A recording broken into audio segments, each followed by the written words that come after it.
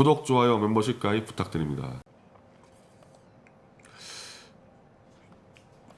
자, 오늘부터 사실은 제가 주말에 좀 보수에 좀 오랫동안 일하신 분들하고 좀 통화를 해서 박근혜 대통령이 석방됐을 때 그게 보수의 큰 에너지가 돼야 되는데 또 예전처럼 그 구태 친박들 우공당 망나니들이 또 난리 치면서 탄핵 무효도 안 되는데 그냥 시끄럽게만 하고 그냥 보수 산통 깰 거 아니냐, 이제 우리가 이걸 어떻게 제어하느냐 좀 논의를 좀 시작을 했는데, 현재로서는 친박들이 박 대통령 구명운동 한 게 별로 없잖아요.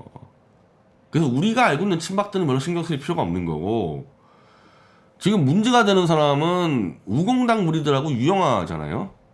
근데 유영아 정체 다 알고 있어요, 박 대통령이. 그리고 우공당 정체도 알고 있어요, 어떤 자들인지.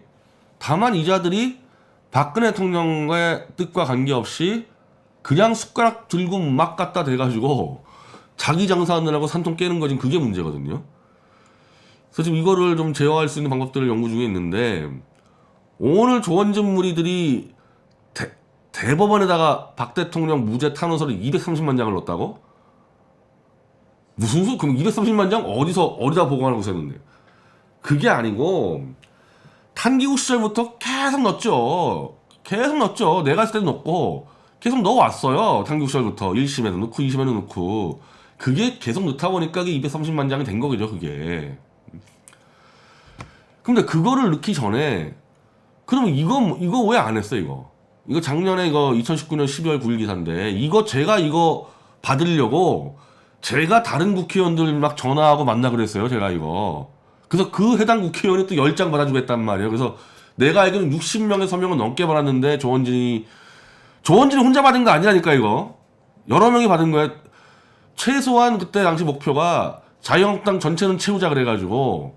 근데 60명이 넘어가면서 내가 그때 60명 얘기를 하니까 조원진 쪽이 절대 얘기하지 말라 그래서 무조건 엠바고라 그래가지고 엠바고를 하고 있었는데, 결국 이 박 대통령 석방 결의안을 발의를 안 했습니다. 이게 12월 9일인데 이 사람이 이게 보도자료를 통해서 박 대통령 석방 결의안 서명을 받고 있다고 자랑을 해놓고, 이렇게 해놓고 실제로 이것 때문에 여러 사람이 뛰어서, 예를 들면 홍문정 의원이나 뭐 전화 다 따로 뛴 거예요. 조원진 혼자 한 게 아니에요. 그래서 받아가지고 줬는데 이걸 그냥 슬쩍 어디다 갖다 버리고 발의 안 했어요. 발의 안 하고 이자는 어떤 짓을 했냐면은,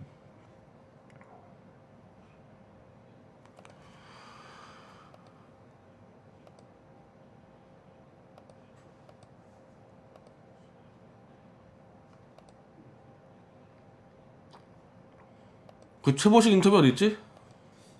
조원진 최보식 인터뷰. 예.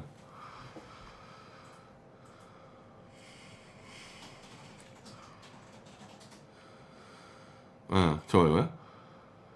자, 이거 보면 딱 날짜 보면 나오는데, 이게 12월 9일날 시작해가지고 12월 말에 60명을 넘게 받아놓는데 이걸 슬쩍 숨기고 안 하고, 최보시겠어. 1월 11일, 이거 이제 1월 13일이죠. 12월 9일날 받기 시작한 다음에 한 달 뒤에 이걸 어디다 갖다 버리고 최보식한테 전화해서 찾아가더니, 최보식 앞에서 우린 박근혜 맹신 박바정당 아니라고 선을 긋는, 한마디로 최보식한테 우리 박바 아니에요 도장을 받아왔어요, 조원진이는.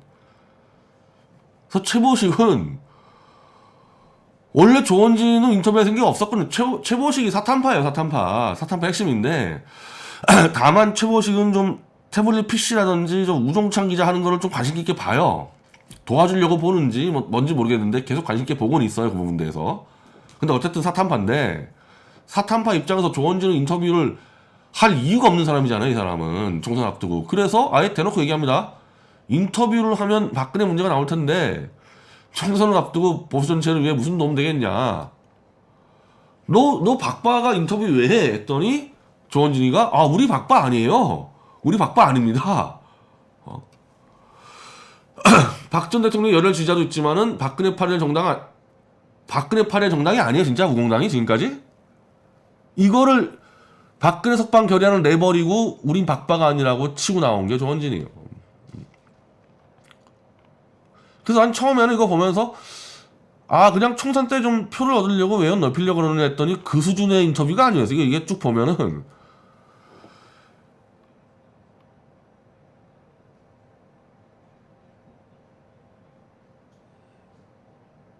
자, 선거 때까지 자유한국당에 대한 공격도 중단할 것이다. 이거 웃기는 얘기죠. 아니 어차피 경쟁에서 표를 얻어야 되는데 그럼 자유한국당은 너희들 탄핵 정당에다 까야 되고 그래도 표를 얻는데 자유한국당에다가 일방적인 아첨을 합니다. 이렇게.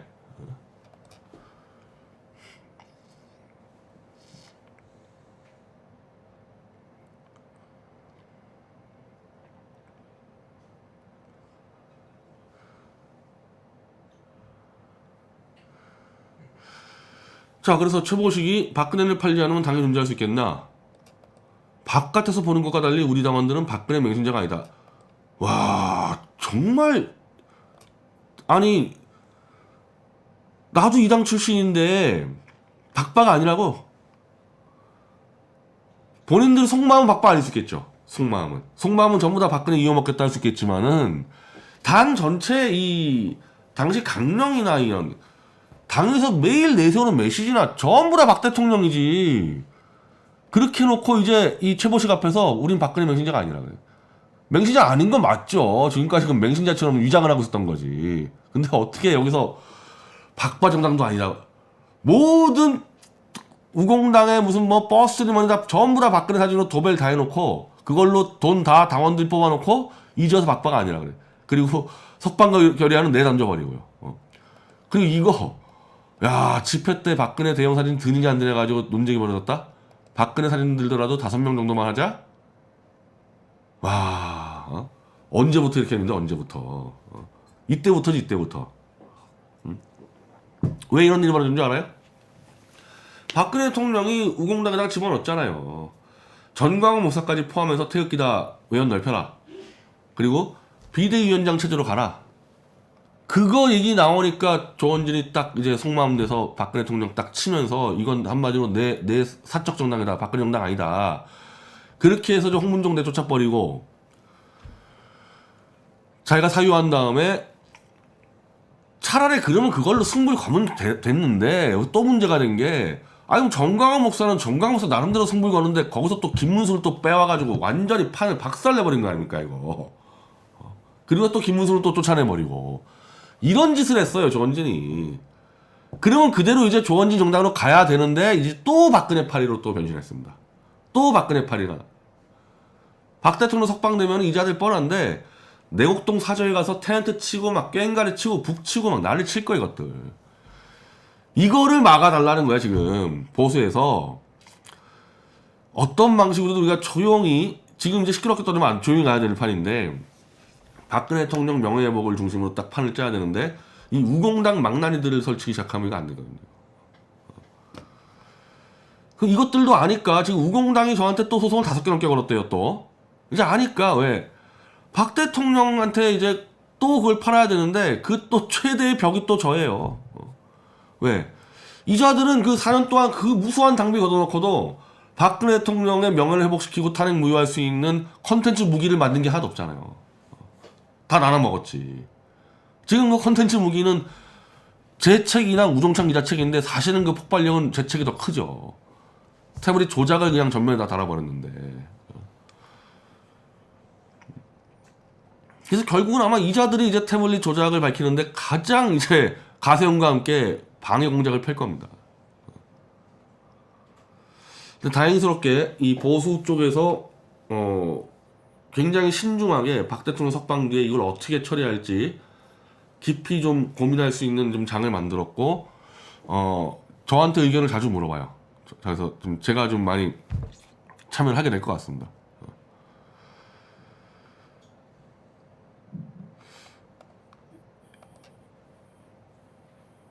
최장집 교수가 사면 얘기를 했는데 제가 이것만 얘기하려고 그래요. 최장집 교수가 합리적인 좌파로 지금 보수에서 뛰어지는데 그 합리적 좌파의 한계가 지금 드러난 인터뷰인데 뭐 다 문재인 욕하는 거야 다. 문재인 욕하는 건데.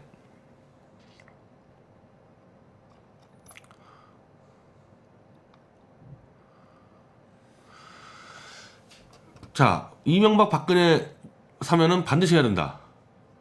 촛불 시위의 연장선으로 박 전 대통령을 탄핵까지 시킬 수 있었어도 사법 처리까지 한 건 곤란하다. 현직에 있을 때의 통치에 대해선 정책인 고려도 중요하다.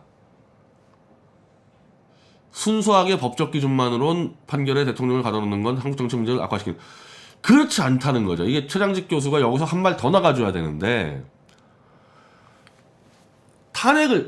대한민국 대통령을 탄핵시키려면은 2004년도에 노무현의 이제 탄핵을 심의한 헌법재판소에서 그 가이드라인을 제시했는데, 뇌물 공금횡령 부정부패 정도 사안이어야 된다. 그러니까 노무현도 선거법 위반이에요. 노무현도 선거법 위반해서 대통령이 법을 안 지킨 건 맞는데 탄핵까지 가기에는 미약하다. 그럼 탄핵은 어느 정도 했을 때 가는 거냐?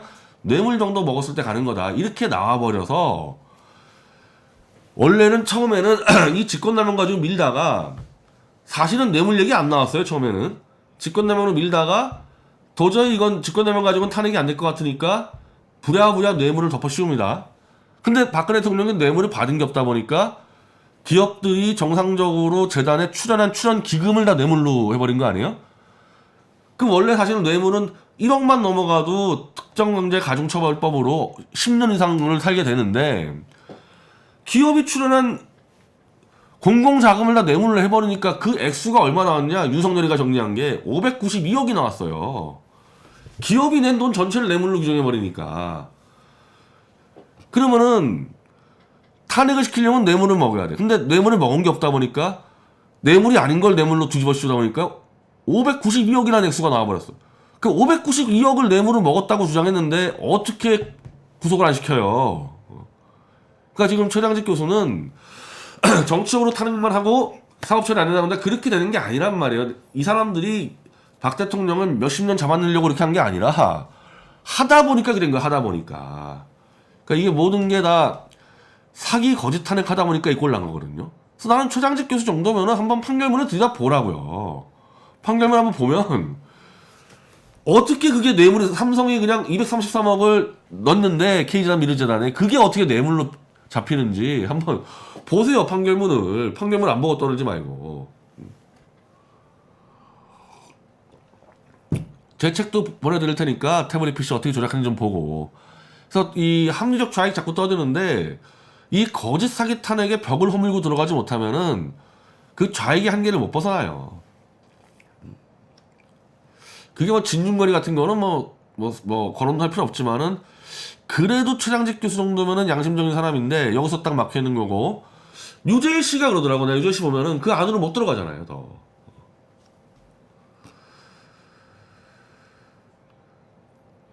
그 이제 이 사건도 찾았던데 한마디로 검찰의 조작이에요.